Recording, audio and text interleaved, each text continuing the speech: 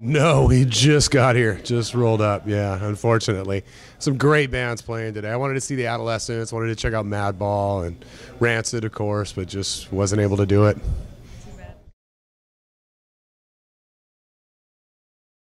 That's right. That's right. Yeah. I can't remember the name of the club. It was in Montreal. It was at the Metropolis. Yeah. And unfortunately, we were able to move the show to another place, and we rented gear and stuff. But yeah, it was a political rally. You know, we played the night before, no problems. Then you have this political rally, and some crazy guy shows up with a gun and killed somebody and shot another guy, injured somebody else. So, fortunately, that was it. But that's still too much, you know. Later that night after our show, we were able to get our guitars out, so I was able to, or a couple anyway, so I was able to use mostly my guitars. But we had to rent amps and PA and all that stuff. We didn't have any of our own stuff, so yeah, it was nuts. Yeah, it was pretty nuts. It's the first time we've ever been involved in a politically oriented shooting. Yes, hopefully it's the last time. Yeah. Well, I think with the internet, it's a lot more immediate. You know, I mean, with Twitter and Facebook and all that, you know, I can get messages and respond to them immediately. You know, and that's fun. I never take any of that too seriously. I like to have a lot of fun with it. You know, I joke around on Twitter all the time. You know, but whenever anything's coming up, you know, we announce shows through that and stuff, and let the fans, you know, in that area know that, hey, we're coming, you know, in the next month or so. So that's great. Well, I think, you know, there's that, you know, but also meet and greets. We do meet and greets pretty much every night on tour. You know, we get to meet a few of the fans. We don't get to meet all of them, of course. It would just be too much. We'd never get any work done, never be able to play a show. So, but we get to do that, some meet and greets, get to meet them and talk to them, you know, see how they're doing. And then, of course, you know, like I said, the social media, you know, get to play around with that stuff. I don't know. You know, it's just something that Dexter and I enjoy doing. You know, he likes listening to a couple of different people's podcasts. I know he likes Joe Rogan a lot, and we've done some stuff with. Oh God, I'm drawing a blank. Yeah, we've done a few of them, and always just enjoyed it. And so I think we decided to do our own just for the fans. You know, yeah.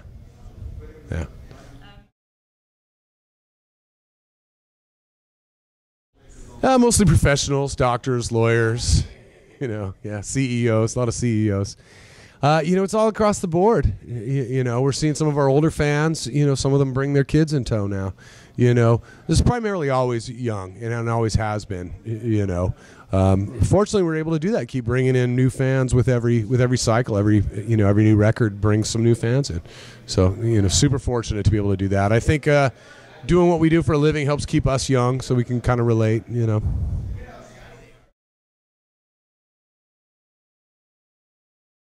Oh gosh, you know, I'm always super excited about the newest record. You know, so I don't know, you know, if I could really pick one. It's kind of like picking your children, you know, too. What's your favorite child? I know that Ignition, our second record, is one where we really started to come into being the Offspring. The first record was really heavily influenced by all the bands that we liked, you know, and that's pretty obvious. And then Ignition, we kind of started to come into our own, you know, and then experimented a little bit more with at least a song or two on every record since. You know, I think if you follow them, there's a line of progression. We always go back to the melodic but hard, aggressive kind of punk rock songs that we fell in love with as young people trying to find our way in the world. You know, and then experimented with other things, from, you know, ska to blues to, you know, techno to you know, whatever. We've messed around, you know, a song or two on every record just about.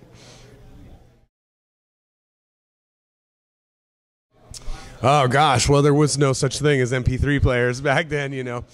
Originally, we had an older cousin who came to live with us. Well, first was probably my dad's records, Simon and Garfunkel and Tchaikovsky, you know, a little bit of all that. And then my cousin brought some records, you know, Led Zeppelin, Jimi Hendrix, Rolling Stones, a lot of the classic rock stuff. My next door neighbor had a lot of that, The Who.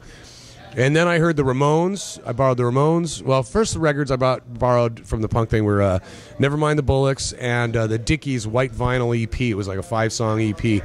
In those songs, the aggression on Nevermind the Bollocks, and then the aggressive sounds but humor of the Dickies, I went, yes, this is it. This is for me, man. You know, and that was it. For years, if it wasn't punk, it wasn't shit. You know, I didn't listen to anything but punk rock for years. You know, and then later you start to mellow, go back and listen to some heavy metal, you know, things like that. get more into that, you know. So yeah, it was a little bit of, you know, the people around me, and then my friends. Once I discovered punk rock, though, it was, yeah, this isn't my dad's music, this isn't my older cousin's music, this is my music, you know. Yeah. Oh, the Rolling Stones. Yeah. Maybe Dead Kennedys, TSOL would be great. But, you know, I wouldn't want to fuck up any of those bands. Those are some of my favorite bands. You know, I always say I would just lessen them. So, yeah. What we changed it to? I have no idea. You know, coming up with the Offspring, the reason why we picked the Offspring, we all had these ideas that we felt very passionate about. No one really cared too much about the Offspring, but no one hated it either. And so that was the one we chose, you know. It was like the one in the middle that we all decided on. So, yeah, I don't know what we would choose, you know, yeah. Yeah, it would be something funny, you know. Yeah, the Blue Chunks or something, I don't know. Yeah. So, yeah. Oh, scrambling. Yeah, I don't know. I could always go back to being a janitor. You know, I was an elementary school janitor. I was pretty good at it, too, so I could always go back to doing that. I have no idea what I would do. You know, I'm having too much fun doing what we're doing to really think about it, you know. Yes, exactly, knock wood. Yeah.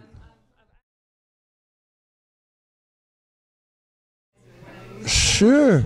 Yeah, absolutely, yeah. Yeah, I've done it, well, it's been a couple years, but I've done it at Iggy Pop shows. I've done it at the Dickies and the Fear concert. You know, yeah, definitely. Yeah. Absolutely, yeah. And if, you know, if this were to end for us now, that would probably be, you know, right now going, you know, I get to see a lot of bands. Unfortunately, we didn't get here early enough to see them, but I see a lot of bands when we're out doing festivals like this and opening bands, you know, on tour and stuff. But so going to concerts is almost kind of like going to work, you know. So if it wasn't my job anymore, I'd probably start going to more and more concerts. I still go when, you know, friends' bands are in town or somebody I really want to see that I've never had a chance to play with, you know. Yeah. Oh, jeez. Oh man, probably Wipeout. You know, by the Ventures, I think. Wipeout, just a surfy tune, something like that. Yeah. Well, like I said, I think that's the record where we really first found our way as the Offspring, who we're going to be as a band. You know, before that, I think we really did kind of reek of our influences, and there was more of that present in any record. Dexter's songwriting really came together, and the way we played together as a band came together on that record. And I know that we went, so between Ignition and Smash, we went over to Europe and opened up for NoFX for 6 weeks. And I remember the first show in Italy with them, and kids were singing. They didn't know all the words, you know. It was a different time, you know, in '93 shit. But they did know the melody, you know, and they were singing along and doing all the whoa-whoa-whoas and everything. We're like, holy crap, you know, here's a little record. I think it had sold 20,000 copies at that point. You know, by the time Smash came out, I think it was up to 50,000 copies worldwide. You know, that's not really a whole lot. But it was a fairly well-respected punk rock record at the time. It just was still pretty underground. So. Not really, no. You know, all the songs are fun to play, you know, and most of the songs, even if, you know, it may be not one that I would listen to, but the fans love it, you know. Like Get a Job is probably a song that I wouldn't necessarily listen to, you know. But it's fun. It's fun to play, and we mess around a little bit with that, too, every night, you know. So, you know, it's fun. All the songs are fun. Pretty Fly for a White Guy is a blast to go out and play every night. And that song got so much play on the radio that I was getting sick of hearing it on the radio. But any of our songs, whenever they come on the radio, I'd change it. You know, yeah. But I listen to our stuff when I'm rehearsing. I play along to it at home. You know, what I've been doing that's really fun is putting our whole catalog, you know, on my digital player on shuffle. And whatever pops up, just trying to remember how to play it, you know, and all the different parts in it. It's a blast. It's so much fun, you know. I love it. Yeah, it's, you know, it's getting harder. I think the more songs we have, you know, and it depends on where we're playing the festival. You know, if we're doing a festival, usually it's a radio-oriented crowd that's coming to see us play. So we'll, you know, go kind of radio heavy, you know. This is a little different. This is definitely, you know, more kind of punk rock kind of festival, so we can get away with throwing in some of the deeper cuts, you know, and doing some of that stuff here.